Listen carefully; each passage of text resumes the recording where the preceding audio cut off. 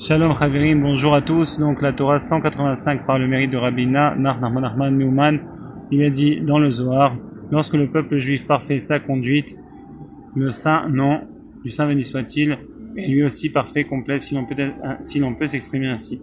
L'aspect essentiel de la perfection de la crainte, comme il est écrit à présent Israël, ce que te demande l'Éternel ton Dieu, c'est uniquement de le craindre.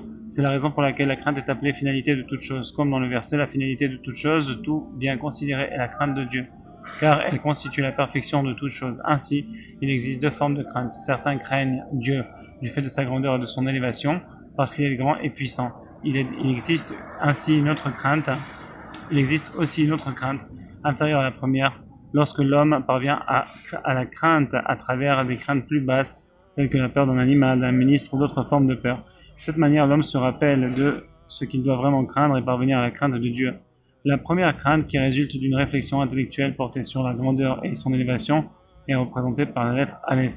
En effet, la crainte correspond à la dimension de royauté, comme dans si ce n'était pour la crainte de la royauté, qui correspond elle-même à la lettre Dalet, car elle ne possède rien d'elle-même, Dalet-là, car il est impossible de parvenir à la crainte si ce n'est par une réflexion intellectuelle centré sur sa grandeur, en prenant conscience de l'immensité du pouvoir et des actes de Dieu. En outre, l'intellect est appelé Yud, comme l'écrit Rashi sur le verset, c'est alors que Moshe chantera Yashir.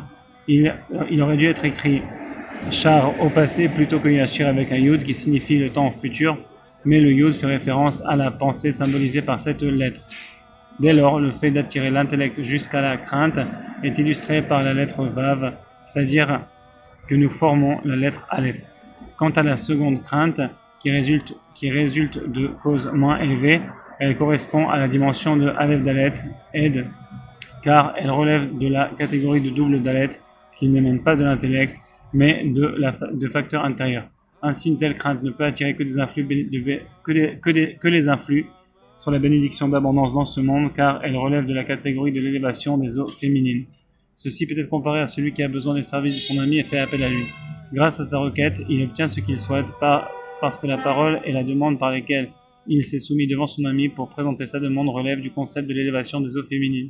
Celles-ci atteignent leur finalité qui est d'influer sur son ami afin d'obtenir ce dont il a besoin.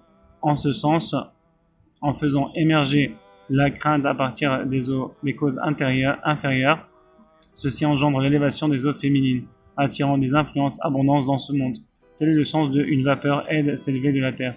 Car par le biais de cette crainte inférieure, correspondant à Aleph Dalet, aide dès lors la vapeur à arroser toute la surface de la terre, car c'est par son intermédiaire que les flux d'abondance sont attirés.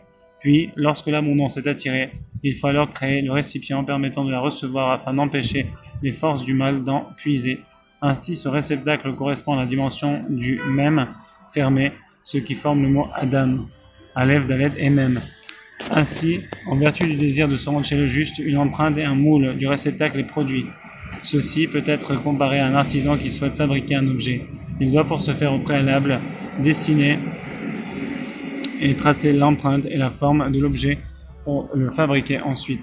De la même façon, cette volonté de se rendre chez le juste a pour effet de dessiner et de tracer les contours du réceptacle, et lorsqu'il se rend ensuite chez le juste, le réceptacle est ainsi créé. Tel est le sens de l'homme verra, irait avec les yeux.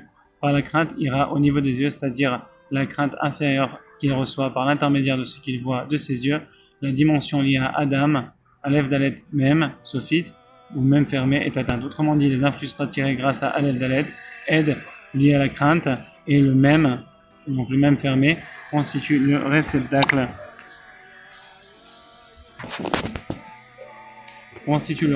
destiné à recevoir l'abondance.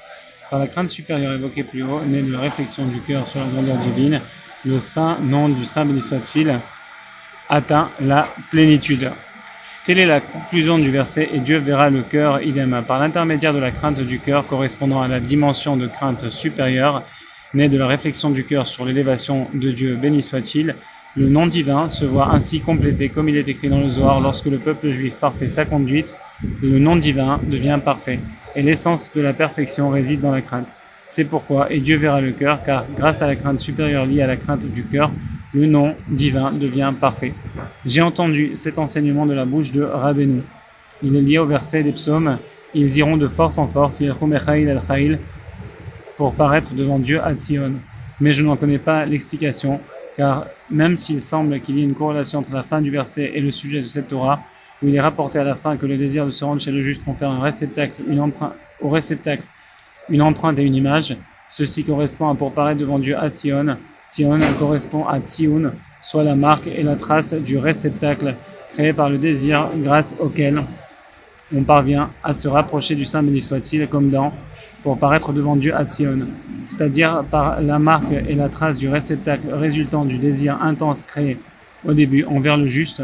Rabbeinu a ajouté que l'homme rencontre davantage de difficultés et d'entraves au début de son rapprochement envers le Saint béni soit-il, comme de nombreux et grands obstacles qui peuvent provenir par exemple de son père, de sa femme, de son beau-père ou de toute autre personne qui le dérange et le trouble énormément. Ou encore des obstacles comme des ennuis financiers ou d'autres formes de problèmes, d'infortune, de perturbations qui se dressent devant lui et le dérangent particulièrement. Il doit faire des efforts de se surmener beaucoup afin de briser toutes ces difficultés et ces entraves qui surviennent au début de son rapprochement. Elles constituent toutes un grand bienfait pour l'homme, car de cette manière, il parvient ensuite à recevoir beaucoup de sainteté et de pureté. Par ces obstacles de départ, un réceptacle est formé, et plus il rencontre d'obstacles et de difficultés, plus son réceptacle devient suffisamment grand pour recevoir par la suite une abondance de sainteté et de pureté, afin de se rapprocher du Saint béni soit-il. Telle est la dimension évoquée dans pour paraître devant Dieu à Tzion. Baruch Adonai l'olam amen amen. Donc, Bezrat Hashem, que cette étude soit pour la refoua shlema de Avram ben Trecha, Meir Avram ben Zohar, Chaya Levana bat Sarah, Michael ben Chaya Levana, Esther Shira Bas Sultan Omaka, Chaim Yosef David ben Chaya Levana, pour la parnassa de Chaim Yosef David ben Chaya Levana et la tzlacha de tout l'Am Israël. Et que Bezrat Hashem, par cette étude, on puisse mériter de voir toutes les délivrances et les yeshuot pour tous et chacun et chacune, Jam Israël, Mesut Kol HaTzadikim, Rabbi Na, Nachman,